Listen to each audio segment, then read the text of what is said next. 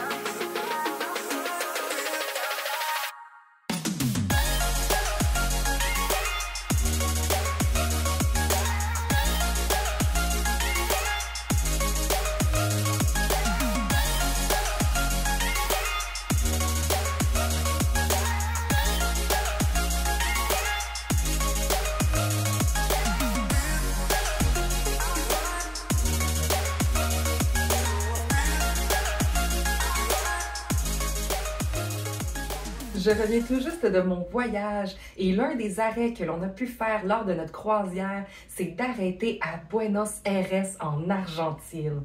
En fait, Buenos Aires est la capitale de l'Argentine et c'est l'une des plus grandes villes de l'Amérique du Sud.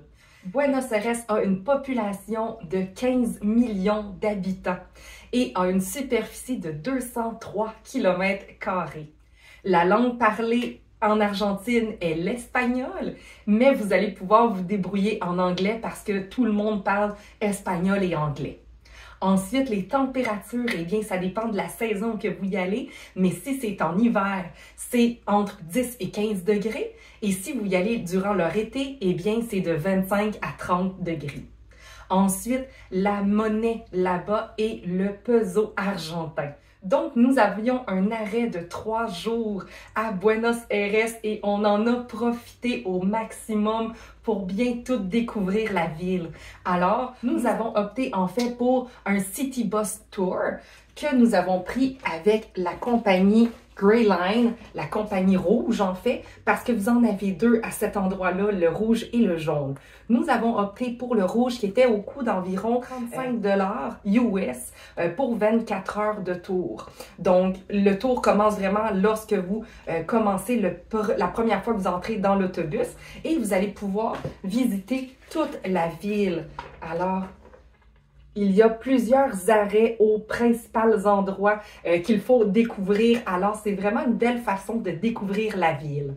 Cependant, il y a eu des petites problématiques parce que lorsque nous sommes allés, c'était un des championnats de soccer et plusieurs rues étaient barrées. Donc, l'itinéraire a changé, mais ils nous l'ont pas dit. Alors, l'audio n'était pas tout le temps concordant, mais nous l'avons tenté le lendemain et là, tout était fonctionnel et nous avons vraiment pu bien observer toute la ville au grand complet. Le City Tour dure environ plus de 4 heures, même 4h30, 5 heures en fait, pour faire le tour de ville. Alors, il faut juste se prévoir ce temps-là. Sinon, vous pouvez juste débarquer à un arrêt et aller profiter de cet espace de ville que vous avez arrêté à ce moment-là. Les activités à faire à Buenos Aires, il y en a plusieurs. Une des places que vous devez voir, c'est la Plaza del Mayo et la Casa Rosada. En fait, la Casa Rosada, c'est le palais présidentiel. Et la Plaza del Mayo, en fait, c'est un lieu emblématique où il y a plusieurs événements politiques majeurs. Ensuite, vous devez absolument voir le quartier de la Boca. Le quartier de la Boca, en fait, c'est un quartier qui est tellement coloré. Toutes les maisons ont des couleurs. C'est un endroit piéton. Alors, on peut vraiment circuler comme on le veut. C'est vraiment magnifique. C'est vraiment ce quartier-là qui a un rôle central dans l'histoire du tango. Ensuite, vous allez pouvoir vous promener sur les rues et apercevoir beaucoup de petits artisans locaux qui vendent leurs effets. Et à cet endroit-là, vous allez pouvoir retrouver le stade Bombonera, qui est le club de soccer. En fait, vous avez 2 stades à Buenos Aires, donc les 2 équipes principales de Buenos Aires se retrouvent à 2 différents stades. Par la suite, vous avez le quartier San Telmo, qui est un quartier bohème et c'est parfait pour aller s'y promener. En fait, vous devez, si vous êtes à Buenos Aires un dimanche, vous devez vous y rendre pour aller au marché. C'est justement à ce marché-là qu'on peut trouver encore là plusieurs artistes locaux qui vendent leurs effets. Et c'est là que je me suis procuré quelques petits souvenirs à rapporter à la maison. Donc, je me suis trouvé justement ma tasse de maté et qui a des danseurs de tango dessus. Elle est magnifique et c'est écrit Buenos Aires et c'est vraiment emblématique parce que tout le monde boive du maté. Alors, ils ont leur petite tasse comme ça et ils se promènent avec leur cruchon d'eau chaude. Ils font juste remplir leur eau chaude dans leur maté et ils boivent ça avec leur petite paille ou leur paille cuillère comme ça. Donc, je m'en suis procuré une pour mettre dans mon présentoir de thé parce que je suis une amatrice de thé. Ensuite, je me suis procuré mon porte-clés à cet endroit et c'est le porte-clés de l'Argentine, de Buenos Aires et il y a des danseurs de tango. Alors, ça représente tellement Buenos Aires, je ne pouvais pas passer à côté de ce porte-clés-là. Ensuite, je me suis même trouvé un châle en laine d'alpaga parce que c'est une des places que c'est vraiment réputé pour l'alpaga aussi. Ensuite, une autre activité que vous pouvez faire, c'est d'aller visiter les jardins japonais et les parcs. En fait, il y en a plusieurs à Buenos Aires et c'est ça qui est incroyable parce qu'on est dans le milieu de la ville et tout d'un coup, boum, un gros parc.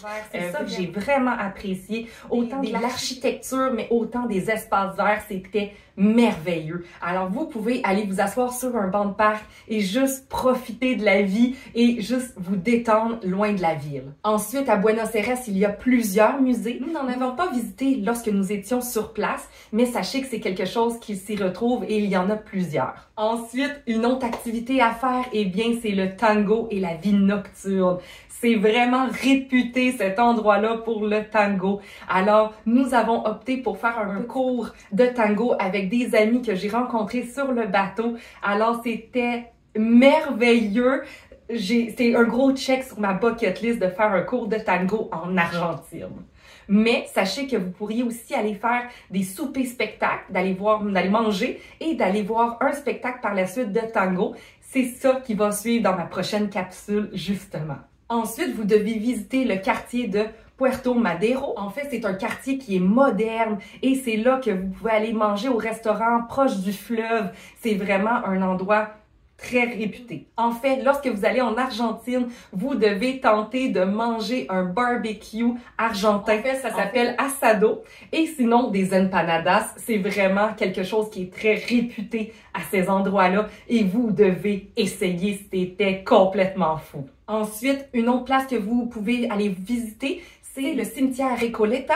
Mais il y a des frais pour rentrer dans ce cimetière-là. Fait que moi, finalement, j'ai juste été m'asseoir dans le parc, justement, qui est à proximité. Mais ma mère et ma tante y sont allées. Et c'est vraiment beaucoup, beaucoup d'architecture à cet endroit-là. Les tombes sont vraiment impressionnantes. Ensuite, vous devez voir la Bosquet de Palermo et l'obélisque qui s'y retrouve au milieu de la ville. En fait, on va en Buenos Aires, en Argentine, pour l'héritage historique, la scène artistique et les quartiers vibrants. C'est vraiment un endroit qui est formidable. Vous allez y aller pour tout ce qui est l'histoire, la gastronomie, mais surtout le tango.